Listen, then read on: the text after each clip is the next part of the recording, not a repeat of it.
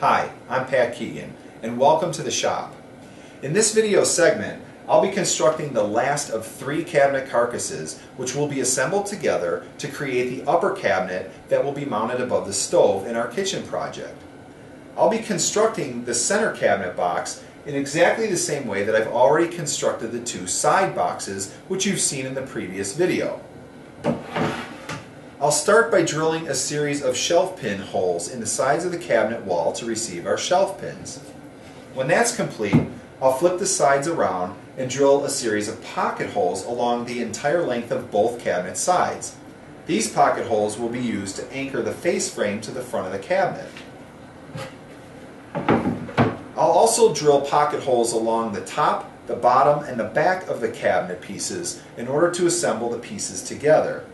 As you can see, I've already cut the pieces that I need to their final dimension, and I've also marked the front and the bottom on the sides of the cabinet sides so that I can remember where I need to start drilling my shelf pin holes. I've also have the setup with the shelf pin drilling guide, which I showed you in the last video, already clamped to the table and ready to go. I've made my markings where I need to start my shelf pin holes, and because this cabinet is only 24 inches high, I'm only going to be drilling a handful of holes towards the middle in the event that I decide to put a shelf in later. I'm not going to put a shelf in this upper cabinet right away because I want to store some larger things up there and I'm not sure I need it.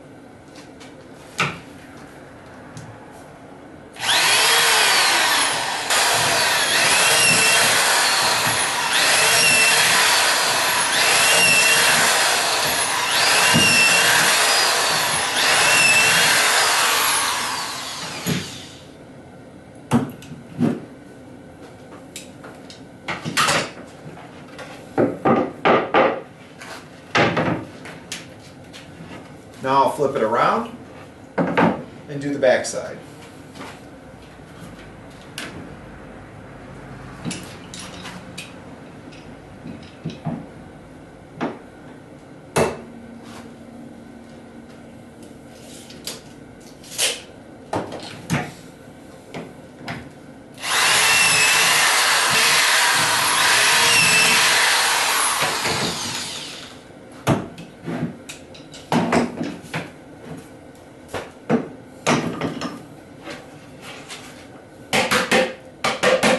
Get the sawdust out of the holes, and I'll repeat this for the other cabinet side.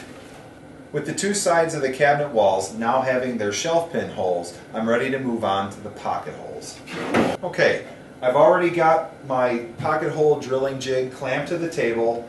All I need to do is make sure that the pocket holes are drilled on the outside of the cabinet wall toward the front of the cabinet.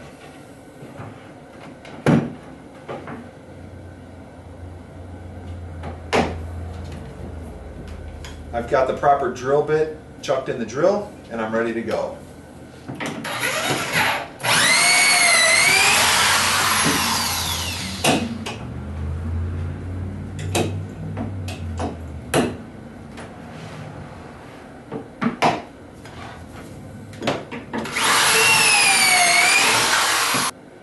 Okay, now that the pocket holes are drilled in the sides of the cabinet pieces, it's time to do the top and the bottoms. For the tops and the bottoms, remember from the last video, I need to anchor these pieces into the sides of the cabinet, the back of the cabinet, and allow for some to anchor into the face frame as well. So I'll need to drill holes on all 4 sides of the top and bottom pieces.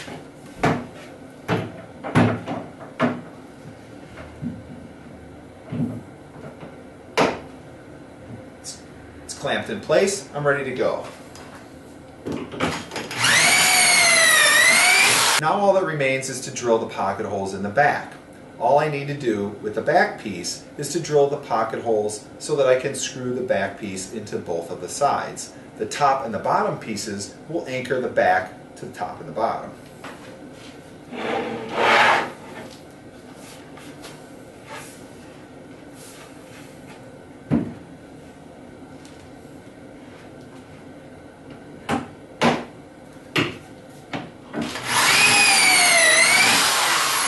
Now all 3 cabinet boxes are complete. Unfortunately, I lost some of the video footage that I shot, which showed me putting this center cabinet together. But never fear, the center cabinet is put together exactly the same way as the two side cabinets. So if you need a refresher, you can go back to video 2 of this series and watch how the side cabinets are put together. At this point, all that remains is to connect the 3 boxes together, overlay and attach the face frame to all 3 boxes, and then simply add the face panels to the left and right sides of the taller cabinets. If you remember, the panels were created out of the cherry veneered plywood that we looked at in the first video. However, I can't simply attach the 3 boxes and then overlay the face frame. If I put the 3 boxes together first, I'm going to lose access to the pocket holes that were drilled on the side of the center cabinet and the inside of the end cabinets on both sides. Since I want the face frame secured on all 4 sides of the face frame, as well as the 2 stiles that will cover these edges of these 2 cabinets, I want to make sure that I have access to all the screw holes. So what I'll do is I'll lay these cabinets down, I'll attach the center one to the face frame first, then I'll add the 2 side boxes, attach them together, and then add the panels. It might seem a little confusing, but as soon as you see me walk through the process, you'll understand why I did it this way, as opposed to just anchoring all the boxes together first. At this point, what I've done is I've spread a moving blanket across the shop surface so that when I set the face frame down on its face, I don't scratch or mar it and have to then resand and reapply some more urethane. What I've done is I've put the face frame so that the back sides of the face frame are facing up. What I'll do is I'll bring in the center cabinet, I'll set the center cabinet on and align it the way I want it and make sure that it's okay centered from side to side so that I have enough room for the sides to put on, and then I'll screw it into the face frame. Now that I have the center cabinet mounted exactly where I want it, 13.5 inches in from one side, I'll secure the face frame to the side of the center cabinet using the pocket screw holes that we drilled. I'll repeat that for the same on the other side to make sure that I've got 13.5 inches on that side as well, so that my 2 side cabinet boxes, along with their associated cherry veneered plywood panel ends, will fit exactly.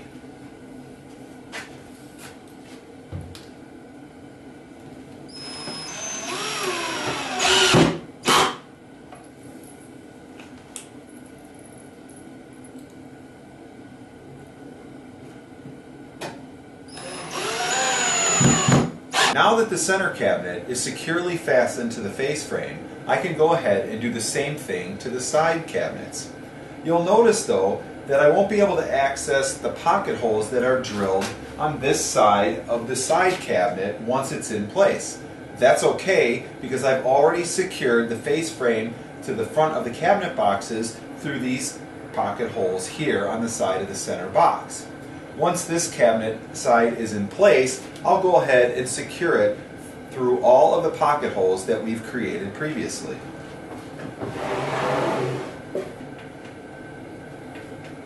I make sure that all of the tops are flush with the top of the face frame. It looks to me as if some of this is a little bit out of place. So what I'm going to do is apply a little bit of clamping pressure to hold everything secure while I put the other pocket hole screws in.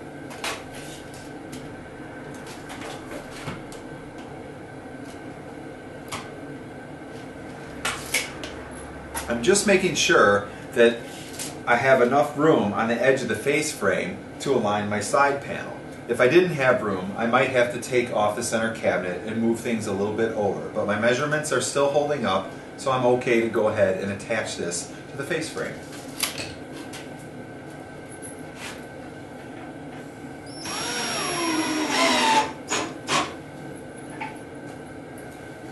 With the left side cabinet in place, I'll now just take a piece of scrap wood to make sure that I have the right depth behind the face frame to mount our side panel.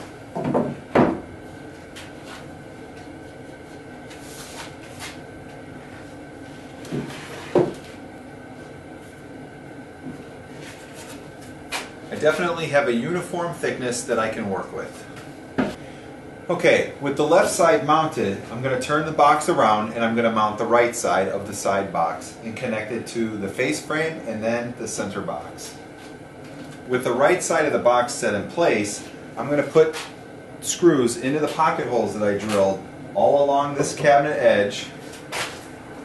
Also on the inside edge, which you probably can't see from the camera, but you know that we drilled them on the other side. And then again at the top. Once all three units are attached to the face frame, I'll flip the unit up and I'll put 4 screws on the inside of the cabinet box on each side to make sure that the center box is completely attached to the side cabinet.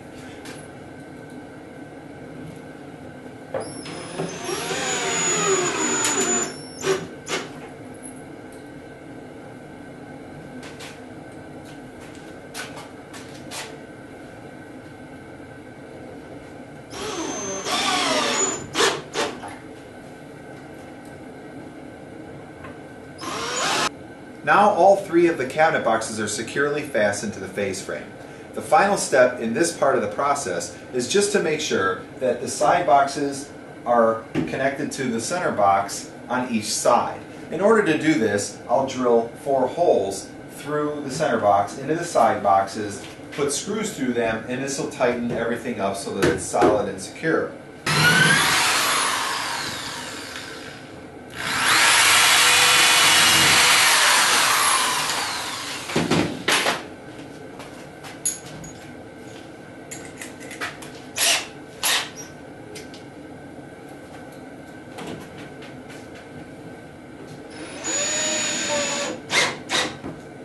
Well, you can really see that the cabinet is starting to come along.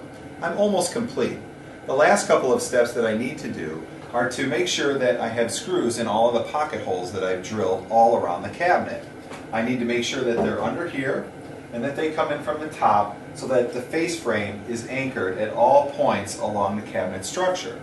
Once that's done, I'll be able to attach the side panels. The side panel is basically attached by putting the panel in place, making sure it's butt up against this cabinet side, put a little bit of clamping pressure on it, and drill some screws from the inside of the cabinet. I'll make sure that the screws in the front are behind the cabinet's face frame so that they won't be seen even if the door is open. Then I'll just put a couple of screws in from the back at the back wall of the cabinet into the side panel, and then I'll be done. After that, we'll cut some shelves and the cabinet will be ready to go.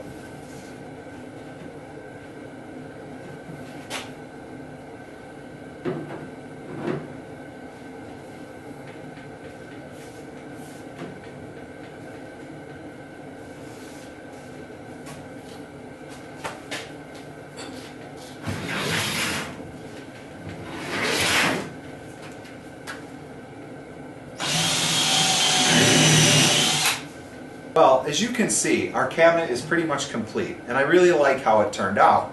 I've made sure that each of the plywood boxes that we've made is securely fastened to the face frame with all the pocket holes we drilled.